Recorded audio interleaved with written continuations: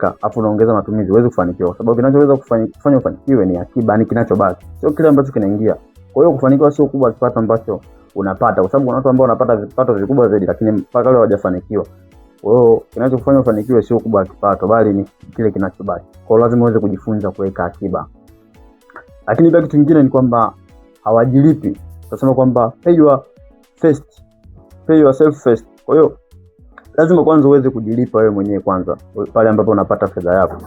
Maana yake ni nini? Ni kwamba unapata fedha yote lazima utenge asilimia kutegemea na ukubwa wa kipato chako, 5, 10, 20, 15. Kwa ni vile ukubwa wa kipato chako ndio uweze kujilipa kwanza, kwa sababu mara nyingi ukisema kwamba asilimia kubwa watu wengi huwa walipa wengine, wanalipa marafiki zao, wanalipa ndugu, wanalipa kodi, wanalipa bili mbalimbali, lakini wenyewe hawajilipi. Maana yake ukitaka kuweza kufanikiwa lazima uweze kujilipa mwenyewe kwanza. Kwa lazima uweze kutoa kwanza mapema kiasi fulani, asilimia fulani lazima utoe kwanza pembeni ndio uweze kufanikiwa.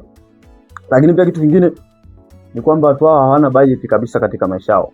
Maana yake moja kati ya kitu ambacho huwa kinawafanya watu wengi kuendelea kuwa na changamoto za kiuchumi ni kwamba hawaishi bila budget, na hizi tafiti zinaonyesha kwamba 90% watu wengi hawana budget kabisa, na wengine wana budget lakini hawaifuati. Sasa ni hatari sana katika maisha kama una budget, kwa sababu hutojua fedha yako inaenda wapi.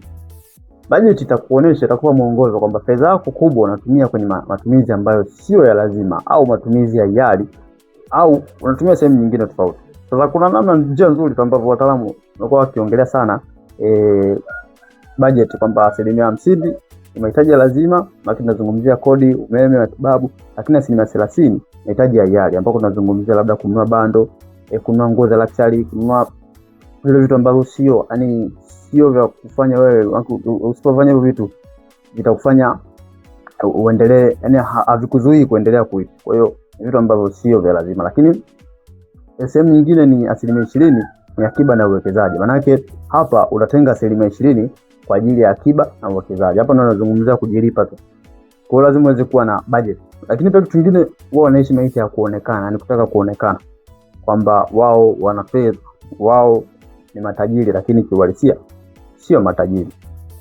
Kwa hiyo lazima uweze kuishi maisha ambayo sio ya kuonekana ili uweze kufanikiwa. Lakini pia kitu kingine, wanashindwa kutofautisha asset na liability. Maana yake tunazungumzia asset kwa lugha rahisi ni kile kitu ambacho kinaingiza fedha mfukoni, lakini liability ni kitu ambacho kinatoa fedha mfukoni. Kwa hiyo lazima kama hujafanya matumizi yako yote, lazima uweze kutafakari kwamba hichi kitu kinaniingizia fedha au kinatoa fedha yangu. Kwa hiyo lazima uweze kufanya vitu utafakari kwa ukubwa. Lakini pia kitu kingine, wanasubiri kwamba kipato chao kiwe kikubwa zaidi, lakini kiuhalisia hapana. Hichi kitu nilijaribu kukiongelea kwamba mtu ambaye anaingiza kipato cha 500,000 alafu ana deni la milioni 1 na mtu ambaye anaingiza kipato cha milioni 5 alafu ana deni la milioni 10, kuna tofauti gani? Kwa ukiangalia hakuna tofauti, kwamba huyu ana kipato kidogo au kikubwa, huwezi kusema kwamba tutafanikiwa mpaka uweze kuwa na kipato kikubwa. Hapana, hata ukiwa na kipato kikubwa kama una nidhamu huwezi kufanikiwa. Lakini pia kitu kingine ni kutokuwa na malengo. Kama una malengo yoyote ya jambo lolote lile, lazima kuna vitu hutovifanya na kuna vitu utavifanya. Maana yake kama wewe unataka lengo lako ni kuweka akiba ya biashara, maana yake lazima uweke akiba. Yaani ni lazima uweze kuweka akiba. Kwa sababu lengo lako ni kufanya biashara au kufanya uwekezaji, maana yake lazima uanze kuweka akiba.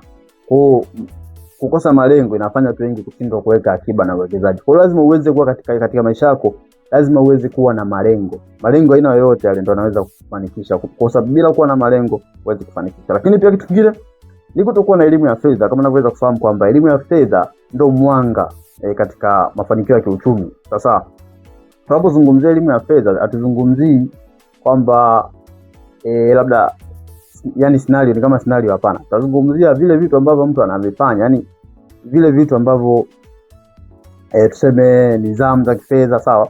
Tunazungumzia maarifa ambayo mtu anakuwa nayo, financial literacy, tunazungumzia financial planning, malengo ya kifedha, nidhamu ya fedha. Hapa tunaweza kuzungumzia kwamba huyu mtu anakuwa na elimu ya fedha, kwamba anajua kwamba ninapowekeza hafanyi makosa ya kifedha, ana avoid financial mistake, anafanya financial wisdom. Kwa hiyo hizi ni sababu ambazo zinafanya watu wengi kushindwa kuweka akiba.